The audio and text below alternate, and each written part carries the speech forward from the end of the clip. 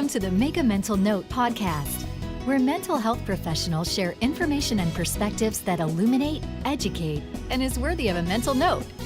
And now your host, Chris Quarto. Hi everyone, this is Chris Quarto. Welcome again to the Make a Mental Note podcast. I am broadcasting from rainy Murfreesboro, Tennessee. It's kind of dreary outside, so this is a good day just to stay inside and be doing this kind of stuff. Well, my mental health tip for today has to do with taking first steps. Martin Luther King once said, "You don't have to see the whole staircase. Just take the first step."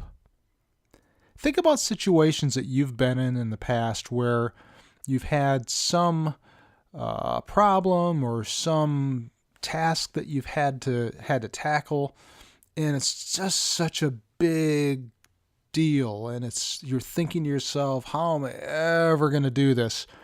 Well, in these situations, it's helpful not to look at the big picture, but just to look at the very first thing you need to do to get the ball rolling. And I think when you step back and just kind of look at that, just purposely put the blinders on to the big issue, at least temporarily, that'll make it seem as though it's not that big of a deal if the only thing you have to do is this initial first step. And then, of course, it's just taking the second step and the third step afterwards. But taking that first step, I think that can be a challenging thing at first. But I guess my challenge for you this week is to think about something that you've been wanting to do or some issue that you have to tackle in the near future.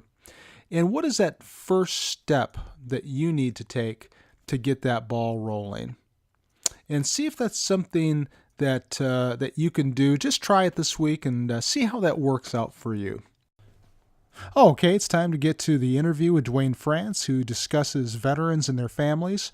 And I want to apologize for the sound quality of this interview. This is the second of 3 interviews where I accidentally used the internal microphone on my computer instead of using my nice Yeti microphone. So the sound quality that you're hearing now, not going to be quite the same as the interview, but the content is still great. Duane does a great job. So let's go ahead and listen to that interview. Hi everyone, this is Chris Quarto and welcome again to the Make a Mental Note podcast. Today I'm joined by Duane, who is a mental health counselor and a combat veteran. And Duane, welcome to the podcast. Well, thank you, Chris. Thanks for having me. Yeah, and also, thank you very much for your service to our country. We really appreciate that. Well, thank you for the appreciation. I think a lot of times veterans don't know how to really respond to that. Yeah. And sometimes there's, for veterans, there's a question of, sincerity or not sincerity. But yep. It's really good for us to just appreciate the appreciation, I think. As I've grown older, I've really learned how to appreciate veterans more, and that I think we need to be doing a lot more of that as civilians. So that is very sincere on my part. Well, tell us a little bit more about who you are and the type of work that you do, Duane. Okay, as you mentioned, I am a counselor, a master's level counselor. So here in Colorado, it's licensed professional counselor candidate, so postmaster's pre-licensure. So I kind of came to the game a little late because I spent 22 years in the Army. Okay. Retired in 2014, and really about 6 or 7 years ago, I was looking for what I was planning on doing after the military, and this is where I landed. So I am a counselor for a private mental health counseling agency called the Family Care Center of Colorado Springs. All right. We specialize in outpatient mental health services for veterans, their families, active duty service members. We have quite a few military bases here in the region. And I'm also the executive director for a nonprofit that's affiliated with our agency called the Colorado Veterans Health and Wellness Agency. Okay, so you're a busy guy. I am busy, yes. Okay. So you spent a lot of time in the Army, and then you made a decision, I guess, after you got out of the Army that you were going to switch career paths. So what made you decide to go into the field of counseling, Duane? That's I've thought about that often, and it really it had to do with serendipity. I actually, when I started my education, really, I started out with an associate's degree, and I anticipated that I would really go into leadership training. I was senior non-commissioned officer in the Army, and that was really what I was focused on. Right. So when I was looking at different degrees, and the education counselor suggested some, I said I wanted to look for the one with the least amount of math possible, and they found one, and so it was an associate's in counseling and applied psychology, and it was really just it was an interest that I had, but I didn't see myself as a therapist at that point. Right. So I was in Iraq at that time in 2006, 2007. I was deployed to Baghdad. And when a unit redeploys, they have to go through reintegration training, and reintegration is, let's calm things down, let's take a real good focus, let's not, of course, drink too much and things like that. Mm-hmm. And as we came back here to Colorado Springs, my unit and their reintegration process are kind of separated out into different groups. And one of the facilitators for the groups was a retired Army major, and she was in charge of the Vet Center, which is an outpatient mental health counseling center for the Department of Veterans Affairs. Okay. And she was talking to a group of us, and she said, if any of you are interested in psychology in any way, take a look at the mental health counseling field, because there are not enough combat veterans who are also mental health counselors. Oh. And so it was really, it struck me, and that, again, was after I had already started my associate's degree.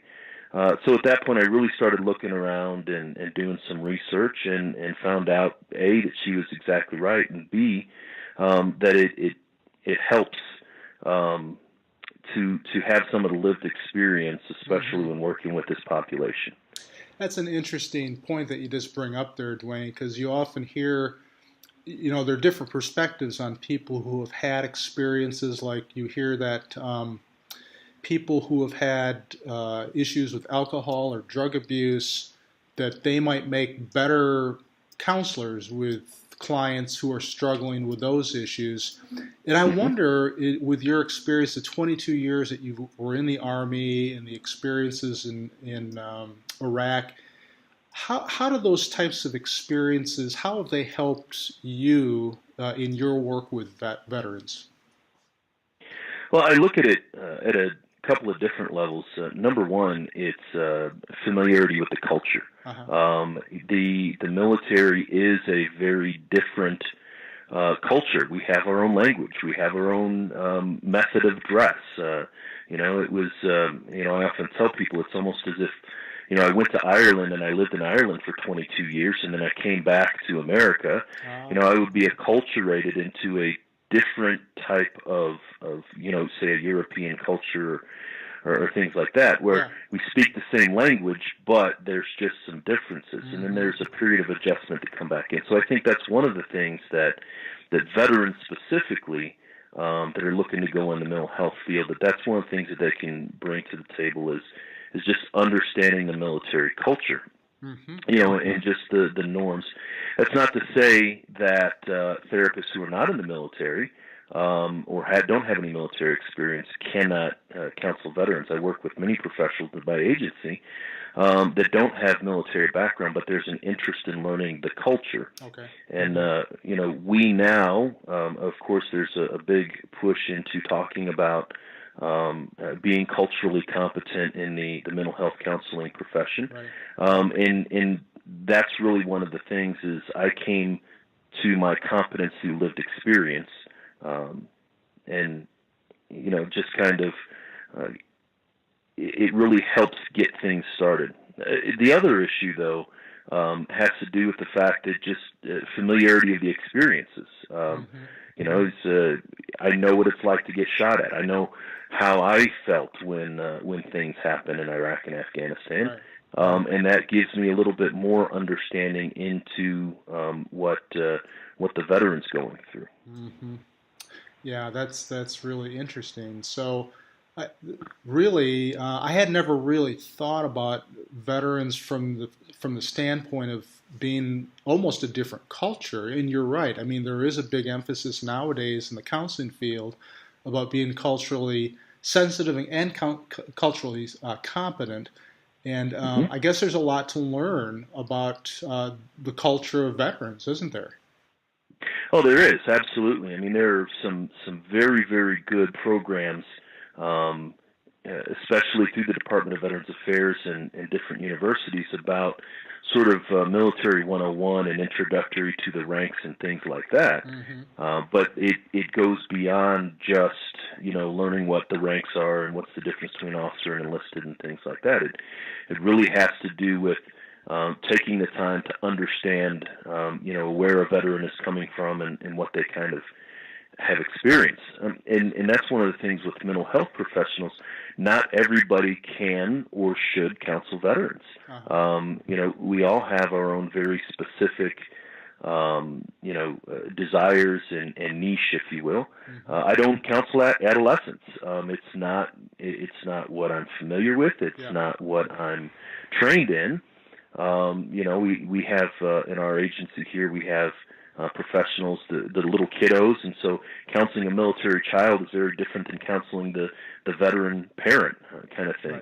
Right. So it's one of those things that's very important before somebody considers, a mental health professional considers they want to work with veterans. Really, to take a hard look and say, can I do this? Can I listen to, or can I be helpful with a veteran when they tell seriously some of the most challenging stories that they've ever heard. And so that's very important. And even combat veterans, there's been times where I have to be very aware to ensure that, there's not countertransference going on with I'm talking to a veteran and then, me and my own experiences. And so there's a lot of awareness in myself to make sure that, that I don't bring in, that doesn't essentially come a two-way counseling session. Yeah, you have to keep yourself in check, don't you? And I think exactly what you said, that level of awareness, I think that it's one of those responsibilities that we have as counselors is to be self-aware, and particularly in this case where you've had those same types of experiences that a lot of vets had. And I wonder, Duane, in your work with veterans, what are some of the typical issues that are brought up in counseling sessions for counselors who have never had the opportunity to work with a veteran? What are some of the typical issues that are discussed in counseling sessions? That's a great question, Chris, because many people I found that looking in from the outside, assume that it's post-traumatic stress disorder and traumatic brain injury. That those are the two primary things, and those are very, they're prevalent, obviously, but it really goes beyond just PTSD and traumatic TBI, traumatic brain injury. PTSD is, the prevalence rates are really like 1 in 5, maybe that's even a little high, but anywhere from 11 to 20% of veterans who are exposed to traumatic events will develop, a diagnosable PTSD.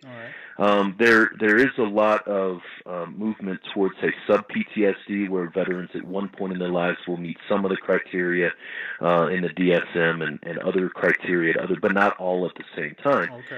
So determining that, where that is. And then, of course, the traumatic brain injury. Traumatic brain injury is a physical injury to the brain that leads to psychological and behavioral changes. So that's really a fine line for counselors who are not neurologists and brain damage experts, but also trying to understand, which it is. But I found in my experience, as I said, it goes beyond just that. So one of the big things is a sense of meaning and purpose. A lot of veterans, when they leave the military service, they were wrapped up into that lifestyle. It was very important to them. even though they knew, or we knew, that we were, a small cog in a machine, we still felt as though we were part of something larger. And there was it is all part of the, shared values and culture. And so when a veteran who, led a squad of soldiers in Iraq or Afghanistan, then gets out of the military service and they find themselves working at a sawmill or flipping burgers. I mean, not to be dismissive, but to find themselves in an industry that doesn't give them that sense of purpose and meaning anymore, that can be very challenging. And then they can start to look back on that kind of their service as what, it was great, but it was also bad. I hated it and then I loved it. And so there's this very big internal struggle. If a veteran gets out of the military service or leaves combat and doesn't find a sense of purpose and meaning. So there's a very existential element to transitioning out of the military and combat. Yeah, and another. Go ahead. No, I was just going to say, as I was listening to that, I was thinking, well, two things, I guess, is that there's perhaps they don't have that same level of camaraderie that they had while they were in the military. And I guess as I was listening to this too, I was thinking, well, really the overarching theme perhaps is loss. They've lost some of these things that they once had, but back in civilian life, maybe they don't have these things anymore that they once had, and so they're struggling with loss too. No, that is, that's a huge part of it, a loss in identity, and so this is an identity transition, a loss in camaraderie, in that the ones that really understand you are no longer there anymore. I have a group of soldiers that I, two of my deployments with that I still stay in relative contact with, but again, it's through social media and it's Facebook. We're literally, I think we're strung out from Oregon to Florida, New York to California. So rarely do we have that face-to-face, camaraderie, those people that understood that shared experience. And it's just like, you leave high school and everybody says, yeah, we're going to stay in touch, and you really don't. Well, you then take that into, the deployments of the military. So loss is definitely that loss of a sense of purpose, loss of meaning, loss of connection. Yeah. Another piece is really needs fulfillment. So going from the existential to really kind of the humanistic and Maslow's hierarchy of needs is how veterans had their needs met when they are in the military are very different to how they need to meet those needs out of the military. Okay. When I was in the military, and if you're looking at like that bottom rung of Maslow, kind of the safety needs and the shelter needs, any post that I was transferred to, I was given a house within 2 weeks. That was really a long time. I'd be moving my family into a new set of quarters. When I was deployed to Afghanistan, I really didn't have to worry about the food, because there was the military had something that, they had soldiers or contractors that did that kind of thing. And so it was really, just kind of always there because I needed to concentrate on doing my mission and they needed to concentrate on doing their mission. That's right. Well, when you get out of the military, you have to figure out how to meet those needs in a totally different way. How do I find a landlord that, maybe my credit isn't as great, and that never mattered when I was in the military, but it matters now, and now I'm struggling to find some place to live, or to find a job. There's veterans learn how to meet needs in one way when they're in the service, and then when they get out of the service, they have to essentially almost relearn how to meet those needs. The needs are the same, but the manner in which they meet those needs are different. Yeah, and I wonder if when they go about meeting those needs, I wonder if once they're out of the service, because what you're describing really is difficulty with adjustment. It's a totally different way of operating in civilian life. So I wonder if when they meet those needs, if some veterans go about meeting those needs in ways that are self-destructive. Well, there is, and there is absolutely a different way of doing that. I've thought of this concept of where Maslow's hierarchy as a triangle, but almost as a pyramid. You have like a good way or an appropriate way to meet needs, and then you have sort of a shadow side that's maybe not an appropriate way to meet those needs. That that maybe meeting the social needs through aggression or through connecting with a group of individuals that maybe are not as socially mainstream, that kind of thing. Yeah. So there is a way, how the veteran meets their needs, because their needs have to be met. The other piece, I think, with this is really an awareness that this kind of transition happens. That there needs to be a conscious choice of not so much a leaving the military behind, but to transition from one to the other. Mm-hmm. And that's another huge thing is a lot of times the veterans, they don't know that they need to transition, or they don't, they feel like they shouldn't have to transition, sort of that willfulness of, right. I don't want to have to change because who I was is who I like to be. Mm-hmm. Yeah. And maybe they don't have the level of awareness to really see, what they're like in civilian life isn't working quite as well for them as it did perhaps in military life. Right. And there's I've seen veterans that even if they were still active duty military, that there's a shift between how they engaged in emotionally, psychologically, how they were in combat and how they were here. Yeah. There is a lot of time, and I talk to veterans about this all the time, is when a veteran is deployed, hypervigilance is a protective factor. Being very aware of your surroundings and making sure that the enemy is not going to attack you, and being able to respond very quickly. And so something that is protective while they're in combat is not protective when they're back here in their community. Mm-hmm. Aggression is another. Anger is a very motivating force. Veterans are rewarded for being a go-getter. You're a tiger, man, and you're getting the thing done. And so when they're there and they act in angry, aggressive, and they're rewarded for it, and then when they come back here, then they're not rewarded for it. It's actually looked down on. So making that transition from there to here. Similarly, there are things that are appropriate and protective here in their community. A sense of safety, a sense of cherishment, of loving, say, their family. When I was in Afghanistan, I was in charge of platoon, and we did security escort patrols. So we escorted supplies from one place to another. Uh-huh. It was 3 or 4 days. Every patrol was 3 or 4 days. And when we were out of our base camp and we were out on patrol, I said, leave fob love at home. Our forward operating base. I said, I want your head in the game while you're here. Yes. Don't be thinking about, mama and the babies and things like that. There's a time for that. And so it was very deliberate to say, I need your head in the game here. And then that even carried over. Now, when you come back here, you want them to be thinking about their loved ones and caring and cherishing.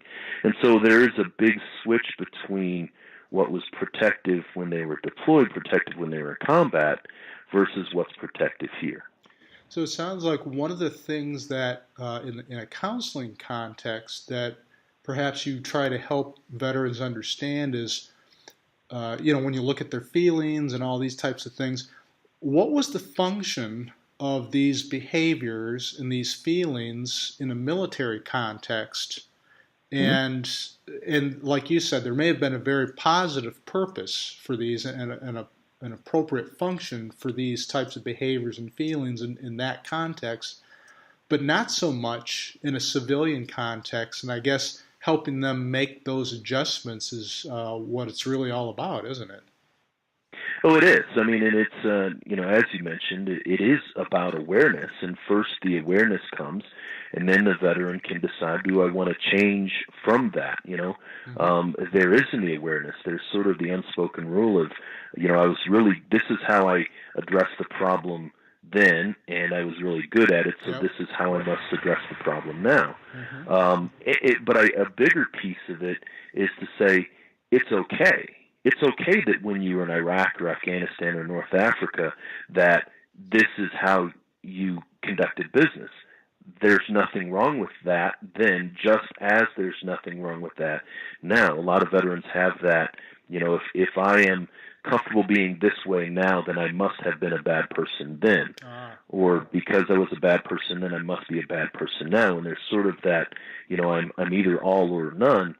And then just finding the awareness of saying that I can balance what happened then with what's happening now, and it really is okay. I was just going to ask, because we're talking about adjustments and having to make these changes when they come back from after being deployed. What kind of adjustments do veterans have to make in relationship to their families? Because I imagine, the families certainly go through a lot when the veteran has been deployed and they come back. So what kind of adjustments do family members have to make?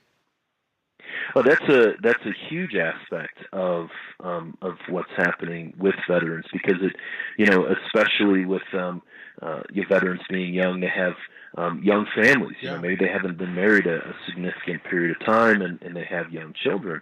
But I think really it goes back to the awareness piece. I talk often. When I was in Iraq in 2006, 2007, I was one of the senior leaders of the company. And there were like four of us who were in charge. You had the company commander, and then his enlisted advisor, the first sergeant of the company. Then you had the commander's deputy, and then I was really the first sergeant's deputy. This was a company of 160, 170 soldiers, and so when I said something, it was done. No, nobody really questioned it, and it was done fairly quickly. I spoke with the voice of the commander. Well, you typically, when veterans go on these long deployments, and that deployment was a 15-month deployment, you would come home for a couple of weeks, and it was some adjustment for me to come home, and I wasn't in charge anymore. I wasn't, the boss. It was, my wife wouldn't listen to me. The cats wouldn't listen to me. It's just, and I wanted to. I was like, "What's going on here? Don't you know that I'm Sergeant France?" And my wife was like, "I really don't care." And so there is that adjustment of trying to understand. Again, it's that role reversal, and even at that point, I think because I was coming home on like a 2-week vacation and then going back, I don't know that it would have been helpful for me to, transition totally away from that I'm in charge and then kind of getting back into it thing. But especially when someone's coming back, when a veteran comes back from deployment, things are not the same. Our experience, everybody is just a year older, but experiences are different. My wife was, every time that I went out on patrol, she was worried. Every time that, there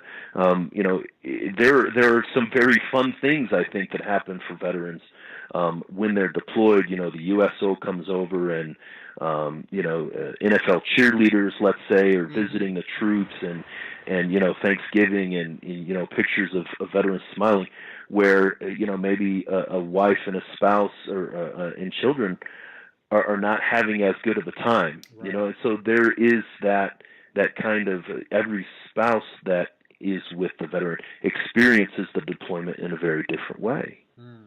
I've also spoken to a colleague of mine. She's in Washington, D.C., and she's talked about a friend of hers whose husband deployed for a year, but they came back and really hadn't made these adjustments. And she's like, when is it going to end for me? He went to combat for a year.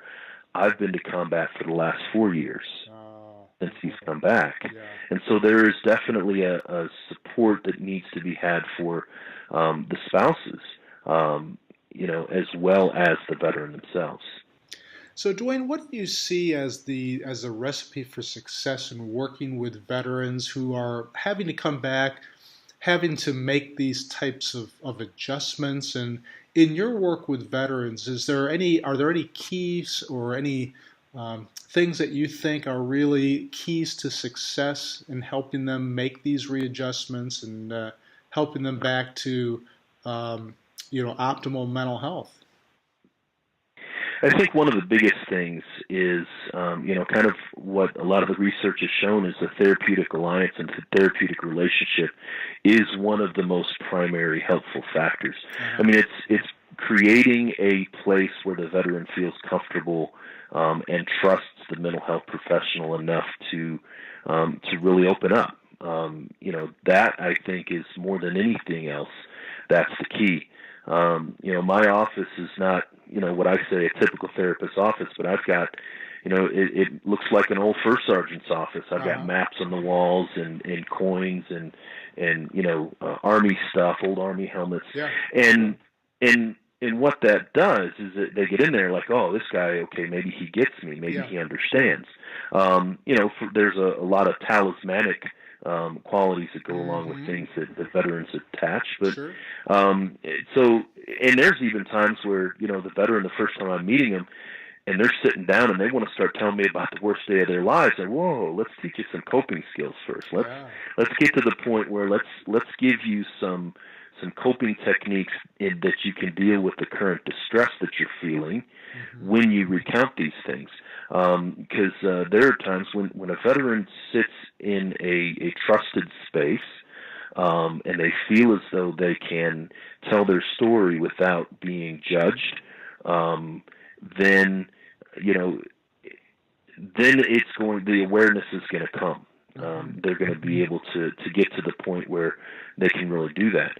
And that's the other piece, is being able to listen to the veteran's story. I mean, not that it's a fable, but a veteran desperately wants to tell their story while simultaneously thinking that there's no point in telling their story at all. Nobody's ever going to get it. Nobody's ever going to understand. And yet they really want people to understand. So there's a paradox there that by providing the right space and providing the ability for the veteran to trust the mental health counselor, then that paradox can be resolved. Really, what you're saying, and for listeners who aren't familiar with that term, therapeutic alliance, it's almost like the bond, isn't it? The bond between the therapist and the client. And if the client feels as though there's a strong bond, or that's sort of like that glue that bonds them together. And the other thing I heard you say too is if they feel as though the therapist is being non-judgmental and is allowing them to tell their story, that's really what sets the stage for success in therapy in working with these clients. Well, sure, absolutely. I mean, and many veterans are more judgmental of themselves than anything else. I mean, it's nobody is going to call me a monster more times than I've called myself a monster, kind of thing. And so if they start working with someone and they start to tell their experiences and either they don't understand or they recoil and, well, how could you have done that kind of thing, or, in judgment in some way, that just validates the veteran's self-perception that, well, this is a bad thing that I shouldn't tell people, that I must keep to myself. And so it's almost a reinforcing event when the judgmentalness comes about. So, Duane, in your work with these clients, what have you found to be some of the most challenging aspects of working with veterans, and how have you, addressed those challenges? I think some of the most challenging things that I've noticed is that that lack of willingness to talk about what they experience, and how to overcome that. I've known many veterans who say, well, if I start to feel okay about things that happened, like maybe, I lost a buddy or lost a soldier that I was responsible for. If I start to be okay with that, then somehow that means they're less important to me, and I don't want that to happen. Sure. So I must continue to feel pain in order to honor their memory, kind of thing. And It's that's almost like a they have to huge, keep beating themselves up, in a sense. sure. Yeah. I mean, in beating themselves with brass knuckles. Yeah. I mean, and really just, and to, almost to say, I mean, in a penance type of way, saying that, I made it and they didn't, or, I made choices that, I took the left side of the road instead of the right side of the road, and so the self-condemnation almost is a very big thing. Veterans have a set of values that are instilled in their time in the military, and one of them is personal responsibility. I've heard veterans that will say, we switched vehicles, and my buddy who was in the turret of that vehicle, that's where I was supposed to be, and that was my bullet, or that was. So there's a lot of survivor's guilt that a veteran will experience, which is incidentally different from, that's not post-traumatic stress, that's not purpose and meaning, that's not needs fulfillment. That goes to what Brett Litz and I think John Shea, his moral injury. My core beliefs are changed by my military service, what I believe to be right and wrong, and how right and wrong things are supposed to be done, are fundamentally changed to the level that I'm not really aware of. And so they think that it's right that I should continue to beat myself up in this way. So I think that really understanding that it goes beyond PTSD to this, the core beliefs of how my core beliefs are changed, getting to the root of that, and then helping the veteran understand that because your beliefs are changed in that way, you can change them back.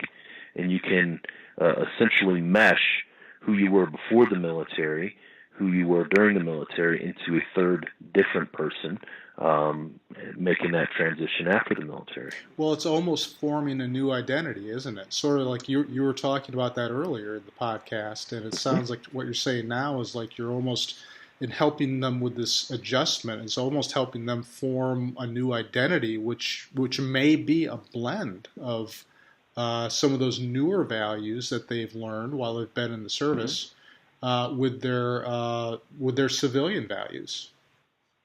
Sure. I mean, I think it absolutely has to be a blend. If the veteran is trying to separate who they were from who they are entirely, and it's almost like oil and water.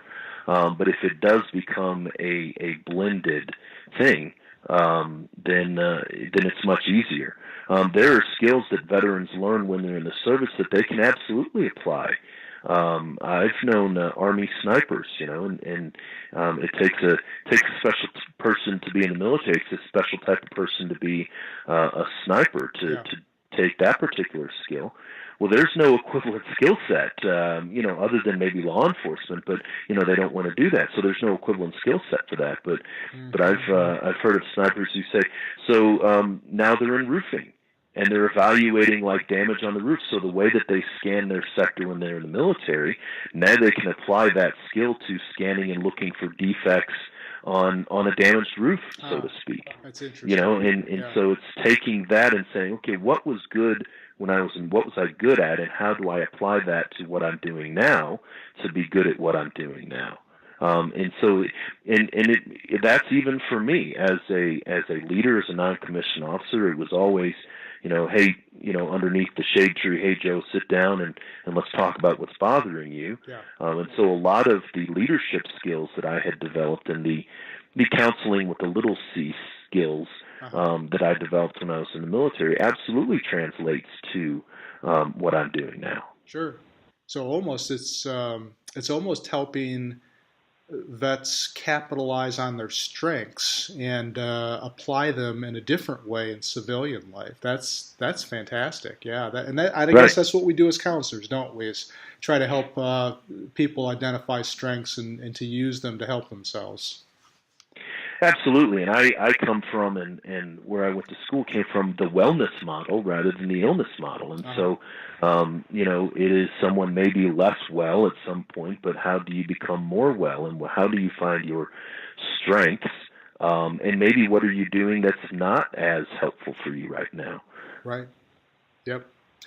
Well, Duane, we've come to the last part of the interview, which I refer to as make a mental note, and it's something that you think that might be important for an audience member to make a mental note of in terms of improving their mental health or relationships. So if you had to give the mental note takers words of wisdom, what would you suggest to them?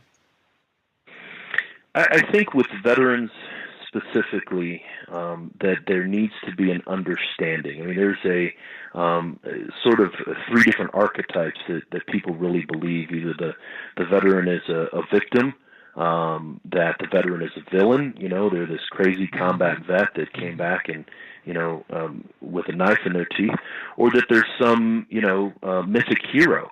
And it's really the veteran themselves. It's obviously much more complicated than that. And so getting to understand exactly, where the veteran is coming from and who they really are outside of those stereotypes that we tend to place veterans in, can really help build that place of trust and get them to the point where they can really start to address some of the concerns they have. Yeah. Well, Duane, if anybody wants to contact you for counseling services, or if they want to get linked up with people at your agency, how could they contact you?